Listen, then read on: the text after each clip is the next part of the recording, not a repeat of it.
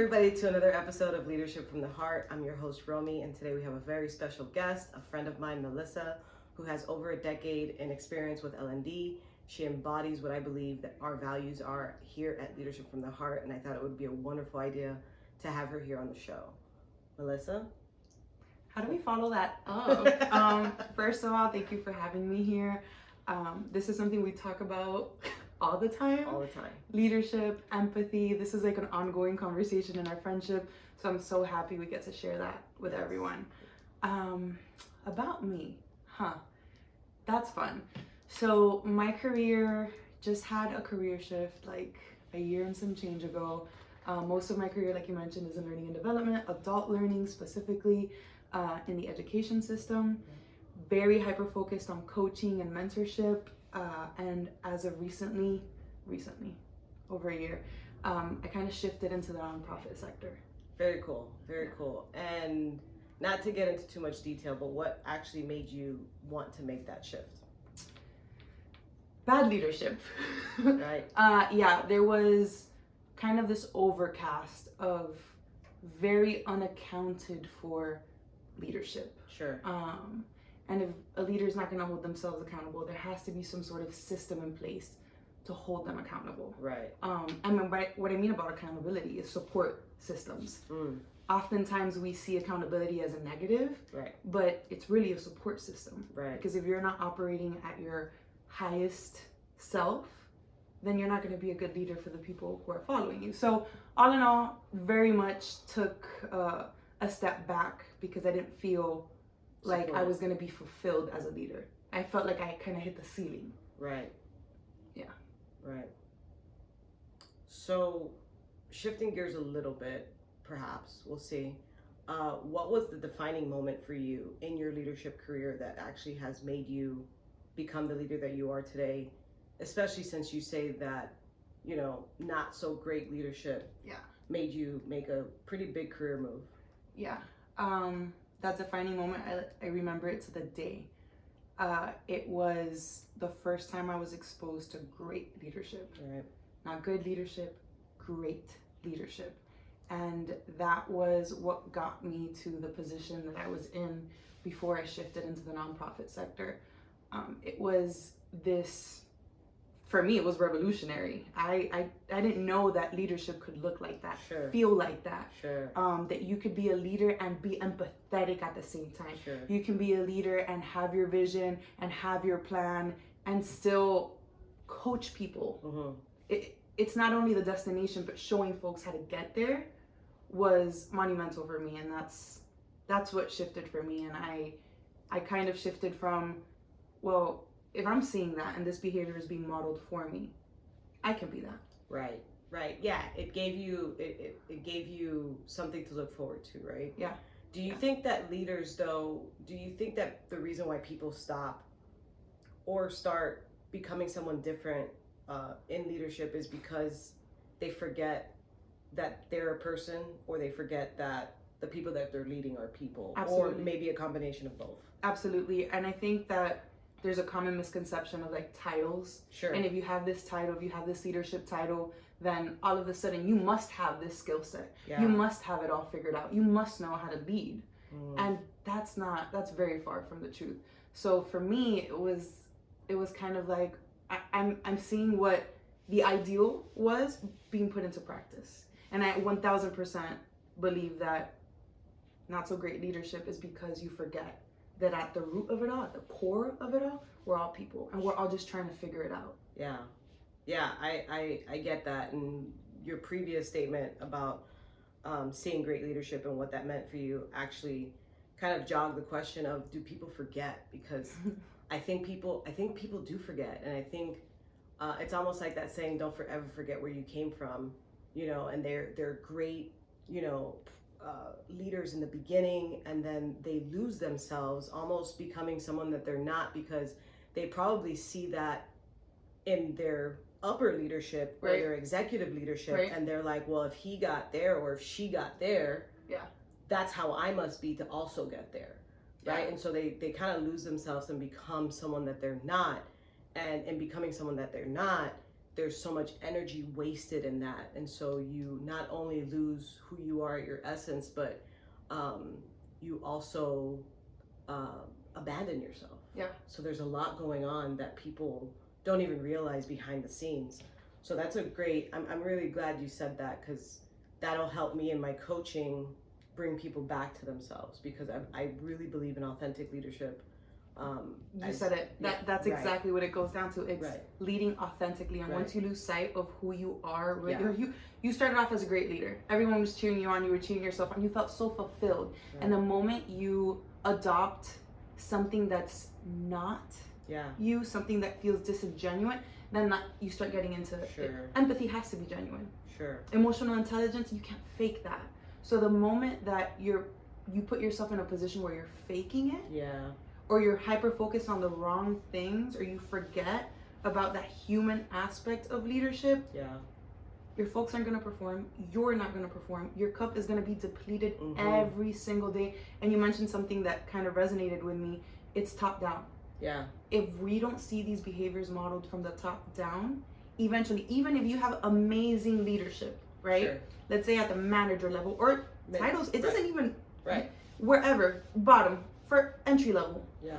If you don't cater to those behaviors, you don't celebrate those leadership behaviors, those authentic leadership behaviors, because the top does not, eventually they're going to disappear. It dwindles away, right? So then let's talk about that. How does somebody in middle management that doesn't have great leadership at the top, how do they evolve? And let's say they love the company and they don't want to leave, although that usually is what makes them leave. Prime example. You're saying my story. And so how do they keep their fire lit? It's really hard. It's really difficult because you're combating a couple of things. You're combating this overall feeling of you not being yourself and not leading authentically, and that eats away at you for sure.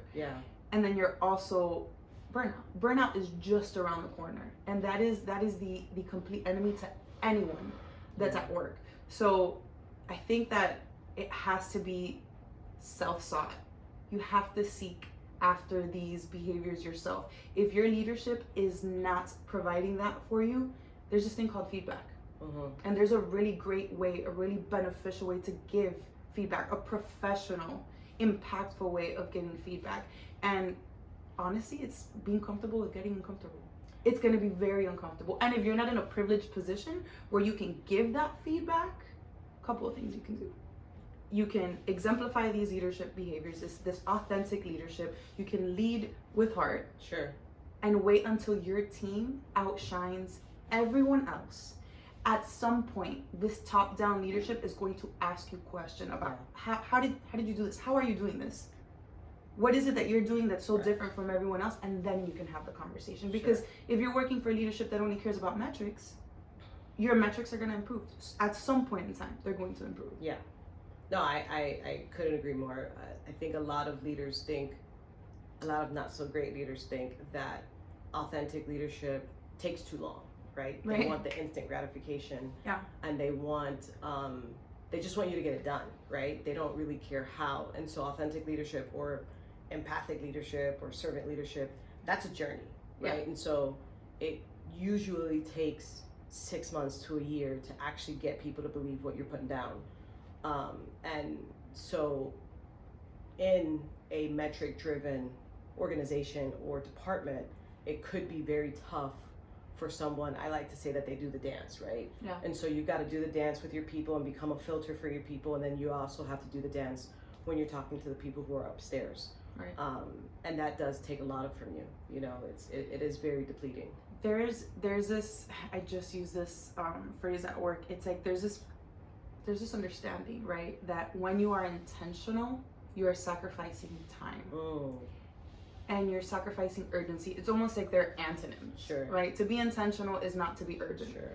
I think that that's due to the fact that because being intentional is not a common practice, it's taking longer, because once it becomes second nature, we move fast. Once the rapport is established, to your point, it takes a couple months. You're new to a team, the team is new to you. There is no trust, and you cannot assume trust from anyone on both ends.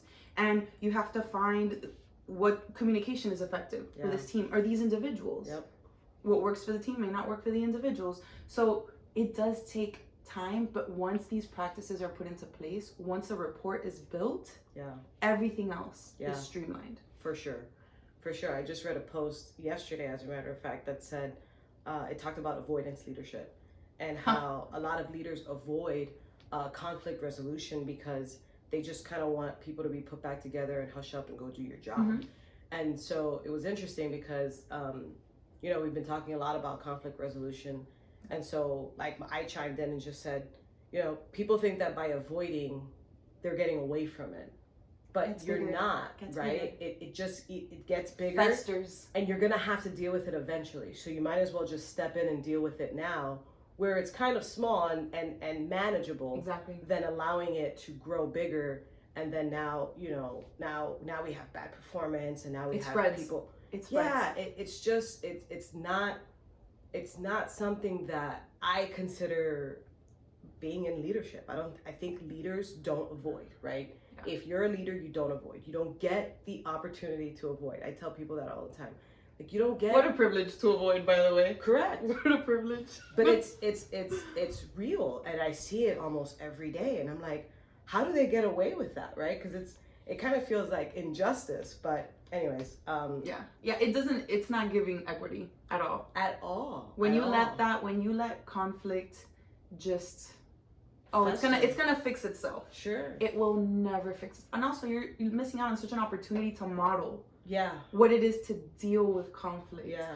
Talk through and that's why I said earlier, you have to get comfortable with being uncomfortable. Yeah.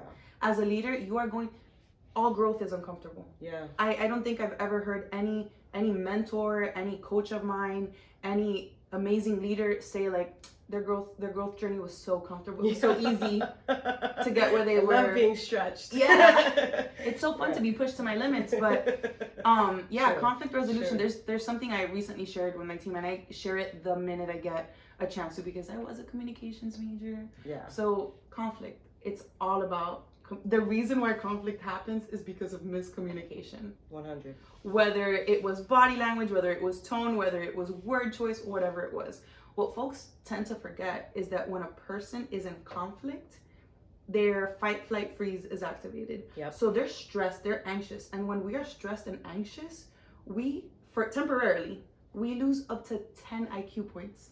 So what does that mean? That means that when we're being talked to or talked at, you're not even listening. You're not Sure. The message is lost. Yeah.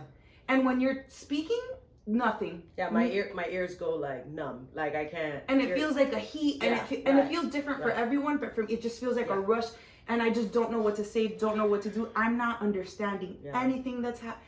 And so, with us knowing that, right, when we engage in conflict resolution, we can tailor a plan, a very intentional plan, where maybe that's how we open up this. Hey, let's have an understanding that this is the psychological impact. Yeah.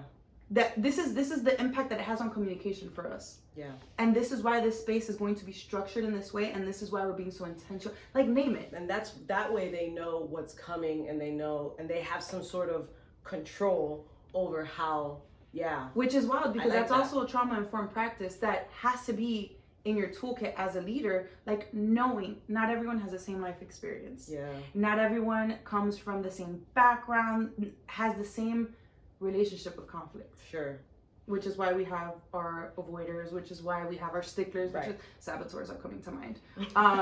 But this is why folks don't know how to deal with, maybe they've never engaged in healthy communication or healthy conflict for that matter. Sure. So as a leader, conflict is combative for them. Right. And there's like a defensiveness immediately. And I think that knowing that and just naming it and talking through it. Sure. One, your credibility. Yeah. In that room, in that space. Intentionality. Yeah. Hey, all these things are true. These multiple realities are true. We still have to find a middle ground. We still have to come to an agreement. We still have to find a way to make it work. Yeah, we have to go to work. We came here to earn some money so we can take care of our families. So let's just find that place, and that place exists. And I think a lot of people don't think that place exists. And so whenever I'm coaching one of my employees and they're defensive, I automatically tell them, like, disarm yourself. I'm not armed. I'm not here to hurt you. We're on the same team. We're just going to have a conversation. We're on the same team. We want the same things. Immediately you can feel their shoulders, drop. Jaw and their unclench. jaw unclench. And they're like, oh. And I'm like, yeah, like, we're just going to talk. Nobody's in trouble. I just want to understand. Because at my core, I just want to understand. Yeah. Because if I can understand why you're acting or what the behavior is, then I can either change my behavior towards it, right? Exactly. Or understand yours and be like, hey, there's other options, and here are the other options, and this is how you affect the business, and this is how you affect your other coworkers. Naming the impact. Period, right? Impact is important. It's not your personality, it's not your person. Exactly. This is your behavior, and this is the impact. Exactly. Facts. Exactly. It's just facts. Would you consider that empathy? And if so, like, where does empathy lie in effective leadership for you, in your thoughts? At its core. Right. You can, in my opinion, you cannot be, and my experience has shown that, you cannot lead effectively if you do not show and model empathy. And that is something that is forgotten about in public sector. Yeah. We're just machines. We're just Sure. coils in this machine, and we're just put your head down, do your job, don't complain. Private sector too. So jobs in general. This is the millennial in us.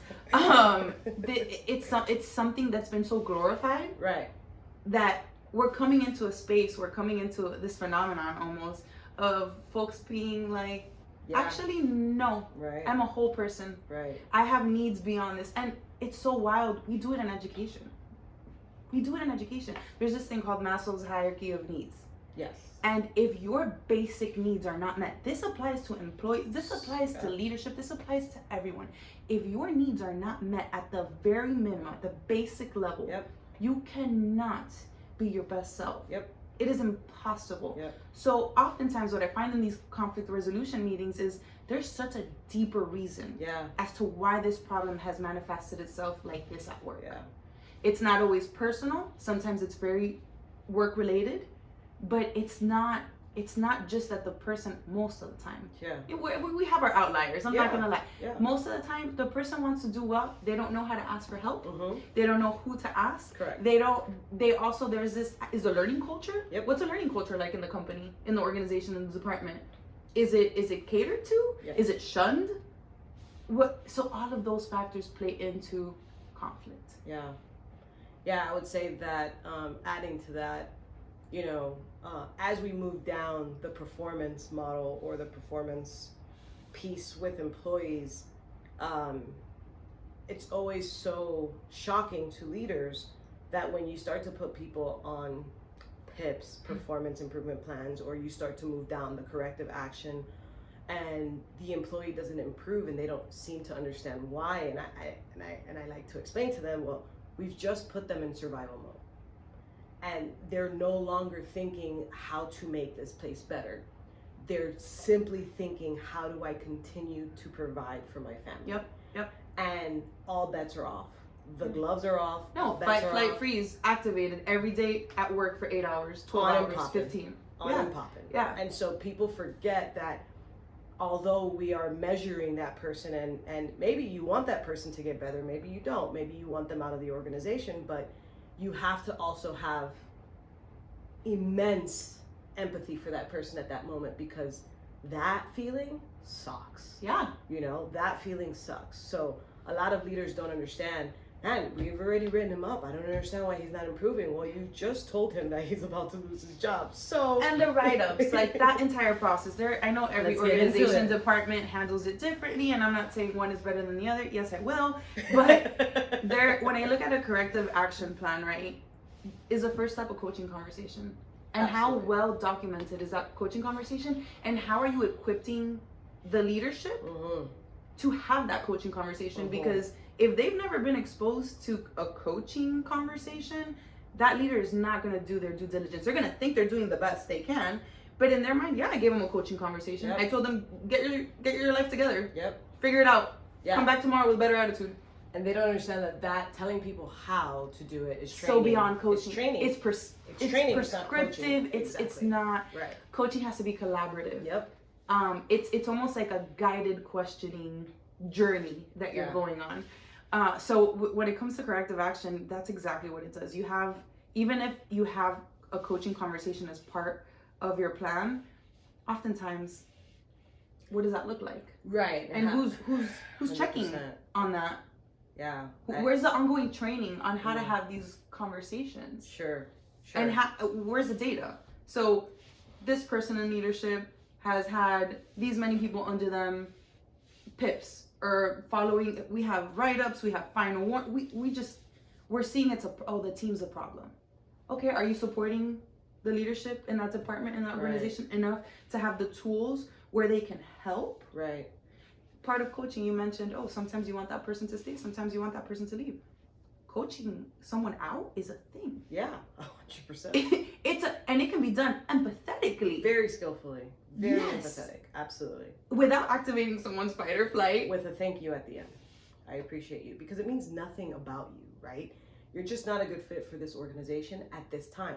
Organizations go through many changes, just like people do, right? It's universal. And so I always tell people, like, hey, this doesn't mean anything about you personally. No. This is just right now here. The conditions of this just don't align with your performance or your own expectations. And it's not simple, but it can be. It feels like it should be simple, but it's not. And it's not. And we don't engage because we avoid conflict. We avoid these uncomfortable conversations.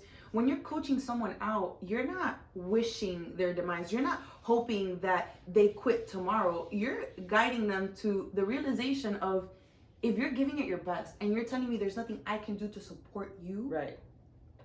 Yeah. Then what are we doing? Where's the plan? Yeah.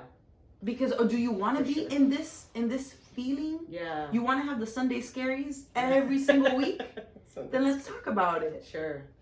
Yeah, I don't want it to suck for you, right? This place doesn't suck, and so I don't want it to suck for you. And if it sucks for you, then let's have that conversation. And it's valid. And I tell people all the time, like, all of your feelings are valid. So if you're annoyed or if this sucks for you, let's just talk about it, because all the feelings are valid. You don't walk in here and become a robot. That though, you're still a validating feelings goes a long. For you to have someone in leadership tell you, hey, what you're feeling is absolutely valid. Yeah. But that validation, that's the first thing they heard. Oh, so I don't feel. Relax. Okay, yeah, you're right. I can feel this. I can't. Yes, and. Yeah. Multiple realities. You can feel like this place is not a good fit for you, and. Right. You can feel like this place is not a good fit for you, but. Yeah. Those are beautiful statements. Those are very real statements and feelings. Those are very real. Yeah, and have them guide them to the guide them through the conversation. Like, what is it about this environment that's not fostering your growth? It's not about the company. It's not about me. It's about you. 100%. Yeah, because it's all mental, right? It all lives within you, and the organization can have a very big impact. I've been part of very toxic, Tell me more. Yeah, I've been part of that, and so that sucks, and that messes with you, right? It messes with your psyche. It messes with. I used to have to take walks for like 30 minutes with your health every morning just to be able to get the courage to go shower and go to work, and know that we live to fight another day is what I used to say. But another payday. Right. Where do you think it should start with organizations? Because everybody thinks it should start in different places, and I've been part of organizations where you can't even become a team lead at the hourly level until you've gone through this rigorous amount of courses and proven that those courses, that you're actually embodying those courses and you're putting them into action. There you go. Putting them into action. Right. Yeah. So where do you think it should start? There's a lot of leaders, I think, in leadership roles who have not yet completed the things needed to be called a leader, right? Another misconception. So where does it start in the organization? Is it like a preparing to lead program or a new leader program? I think it's like simultaneous, right? Like it happens in different places at the same time. Okay. So, and it also depends on the department, the organization. If you are working in an environment where it's very top-down leadership, it has to start from the top down. Sure. We have to start seeing these behaviors being modeled. We have to engage in these conversations with these. They're the decision makers. You're also the models for this behavior. Yeah. In addition to having programs curriculum, ongoing trainings, also measuring the training. Yeah. The impact of training is so forgotten about. Yeah. The Kirkpatrick model, I say it to directors all the time. I'm like, hey, what does success look like 30, 90, 100 days? They don't know. A year. Yeah. A year. What was the impact of this training? Sure. Did it have impact? No, we just create another training. Yeah. We're here, a webinar. Yeah. There's no follow-up, there's no follow-through. And if going back to what you said about leaders being put in positions and having titles that makes them a leader. Yeah. But they were a high performer. Yeah. They met their metrics. That doesn't necessarily mean that they're emotionally intelligent. Yeah. That doesn't necessarily mean that they have leadership skills, that they have coaching Yeah. skills that are needed to lead a Yeah. team, a group of folks. What do you think is essential for having an effective coaching conversation? Intentionality. You have to come into that conversation prepared. Yeah. It can go south so quickly. Yeah. And it also can come across like disingenuous. So I went through a coaching credentialing program, and I think about this and I just laugh every time. But it's a good start. It's a good place to start to get you comfortable with coaching language. So they give us all these like stems. Okay. How to explore, how to do this whole guided questioning thing. Okay. People know what coaching language sounds like. Right. If you don't personalize it, Yeah. make it sound like yourself, Right. now you're disingenuous. Yeah. Now you're not leading authentically. Mhm. Now this conversation is not real. It doesn't feel real. It's uncomfortable. Who are you and why are you talking like that? Yeah. Um, Who are you? I know you. So who is this? Who is this Right, person right, that's right, documenting this? right. And also having scaffolds in place, like knowing and naming things, like just being very transparent. Of course, there's this like professional transparency, appropriate transparency. Correct. 1,000. Like we're not gonna sit and like gossip girl it. Like Right. that's not what we're doing here. But just setting parameters, intentional parameters for Yeah. this conversation. Yeah. And letting them know, hey, this is what my plan is for this conversation. This is the goal for this conversation. How we get there is up to you. Sure. But this is my goal for this. What's your goal for this conversation? Yeah, I would say setting your intention from the beginning is extremely important, right? Yeah. Because it does let the person know what your intention is, and then they can purposefully or not purposefully set theirs, right? And I think that's a great add-on to how people can be better coaches, because majority of our jobs as leaders is to coach. Yeah. And a lot of people don't understand that, right? Coaching is support. And I think you said something that made me smile quite a bit is the intentionality of it. I think a lot of us go into coaching very unintentional, unprepared even. And the moment somebody asks a question, or the moment the employee asks a question and you're unprepared. It's not on my script. And you're like, oh wait, gotta get back to that. I'll get back to you, and you're never gonna have that again. You know? And so I always coach people to be extremely prepared. Like, make sure you did all your research. Make sure that you also assume positive intent in all your research, so that when you get to the conversation, you're literally just trying to find out more. Yeah. Because you're not trying to say, I gotcha. I gotcha leadership is terrible. It's not even leadership. Not effective. Let's not even call it that. It's not effective. But it's I management. gotcha, it is management. It's micromanagement. Really. And it's not leadership. And so have all the information, and if they ask a question, be able to turn to your computer and answer it, or flip a page and answer it, because then the employee knows, kind of like, oh shit. They're prepared. Yeah. They came prepared. Yeah. They That care about changes this things. space. Right. They did their homework coming into this Right. space, and also being very okay. Like my go-to is like, hey, I love fostering an environment for learning. Mm-hmm. I don't know all the answers, Yes. and I'm not gonna pretend like I know. So if they catch me off guard, you can have a moment. You're human of like, you can also say like, hey, you know what? That's a great question. Let me write that down. I'm gonna get right back to it. Yeah. I don't know the answer to that. Yeah. I don't know. I wish I knew everything, but I'm gonna get you that answer. I promise. Yeah. Once we conclude this conversation, you're gonna receive an email. You're gonna receive a Slack. You're gonna communication from me.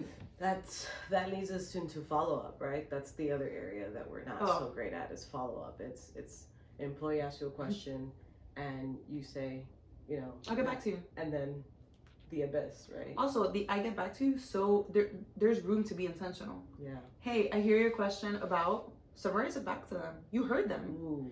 I heard your question about, I don't know the answer right now, but I can get it for you. That improves communication by like I'll get back to you. I'm gonna make Did up you a even hear number me? like 100%. Yeah. For sure. So how do employees get better? How does a leader get better at follow-up? I wish there was like a secret recipe for this, and I'm using multiple lenses to answer this. Like my education background, no matter how much like I try to like, not right now. Sure. It's always there. That knowledge, that experience is always there. So it has a lot to do with executive functioning, and that's something that. Oh, you mean a leader's perfect? Yeah. A leader's got it all figured out, all the skills. Right. Their executive functioning, top tier. No. Right. You have neurodivergence. You have multiple ways of learning. You have multiple ways of communicating. You got to take all of that into your plan. Like it's not a one size fits all. So whenever you are communicating, communicate intentionally, communicate clearly. Yeah. And the follow-up is not, it's going to look different for everyone. Yeah. The way that you follow up with your employees, with your own leadership. Yeah. It's going to look different for everyone. Having support tools helps a whole lot. If you know that your executive functioning is not where it needs to be, and follow-up and follow-through is not your strong suit, do something about that. Yeah. I mean, something as simple as having a notebook on you all the time, writing. My calendar. Executive functioning for me is a pain point. Is a and what does my calendar look like? Yeah. I do things. Also, I researched or go to someone that knows. Ask for help. Yeah. Hey, I'm not good at this. Who do you go to ask for help? Sure. Are those supports in place? Yeah. In the workplace? Yeah. Sometimes they're not. Sure. So for me, it was going on this journey of like accessibility and how do I make my calendar, how do I make my follow-up and my follow-through accessible for the way my brain works? So it's not a one-size-fits-all. And what I've done, it's little things. Setting a bunch of reminders. Yeah. That might not work for everyone. That may feel really anxiety. Sure. No, thank you. Yeah. I don't want things pinging me left and right. Color coding. It's like the simple writing things down and then typing them up. We're not all visual. We're not all text heavy. We're not all auditory. Like we got to find our own. We got to explore what our style is so that we can cater to it. It's almost elementary. Don't let me start it. It's almost elementary. It's soft. These soft skills. Yeah. That we just decided to not work on. Yeah. We know it's a pain point for what percentage of people? 70-something% of people. Yeah. And yet we're here like, oh, they'll pick it up through osmosis. they'll get it. If they make enough mistakes, they'll get it. And if I keep avoiding it, they'll get better. If I keep writing them up, they're gonna get. It's wild. That's pretty funny. So last question: how can leaders strike a balance between being decisive and involving their team in decision-making processes? We kind of touched on this a little bit before, with urgency and intentionality being like viewed as antonyms. I know for a fact, it doesn't matter where you've worked, there are certain things that have to happen that follow certain timelines. Some of these timelines are aggressive. Yep. Yesterday. This needed to be, actually we're late. Yeah. And having your team be part of just informing them. For sure. Keeping them informed. Hey y'all, I would love to follow best practice here and just take this full team collaborative approach. Unfortunately, this is our timeline. Why is this our timeline? That's something that we just completely leave out of the conversation. Hey, this is why we're moving so aggressively on this timeline, and this is the impact of not meeting this timeline. So for other projects, we will work collaboratively, but for this one, I'm gonna keep you on an informed basis. Sure. And part of your collaboration is at the end with feedback. Yeah. You're still part of this process. Maybe you're not building the plane, but once you start driving it, flying it, let me know. Yeah, especially if I need you as part of it, you have probably a say in the way we get to a finished plane, right? But right now, the first step we need to take is right now, and it is this first step. Please don't ask questions. Let's just see how we get there. We're gonna try something out, all of us, and that also fosters the learning environment. Sure. Like, hey y'all, usually this is how we do things. Best practices say we do things like this. However, right now we're all gonna embark on a learning journey together, because the same way that this is new to you and this feels abrupt to you, it feels the same to me. Sure. However, we have one another for support, and don't worry, collaboration is still on the table. It's just gonna look very different. Yeah, and me as a high collaborator, those deadlines, those impact me primarily because I want to collaborate with my team on it. And so buy-in. Yeah, 100%. Buy-in for me is 90% of the work, because once you get the buy-in, they'll take it they'll take it the rest of the way, right? And so even for me in those critical moments, I'll still, instead of sending an email, right? Because email can be misinterpreted in so many ways. So much. I'll walk into the offices and just be like, "Hey, this is what's going on. What fire shot questions so we can get through this, because we need this done in the next hour," right? And so even the please don't ask questions, let's just get this done, even if you just touch them with words and your presence, I find that they're able to move at the rate, because they're gonna have questions, right? Questions that nobody thinks about, questions that the people upstairs don't consider. I have questions. We have questions. We all have questions. We have questions. I hear that. Heard. We can talk about the questions after we good. get it done. That's good. I need these answered myself. Right. And then that creates a really healthy feedback loop. Yeah.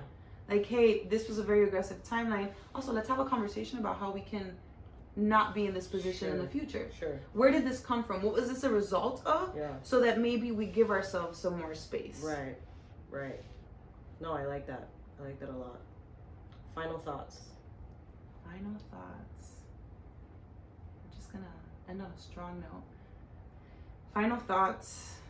It's not gonna be advicey, but your coaching voice is something that you have to go looking for. It's not something you're gonna read in a book. It's something, a book can inspire you. A seminar can inspire you and motivate you. It's gonna kick that intrinsic motivation. Sure. Right? But you don't have to lose your personality and yourself. Right.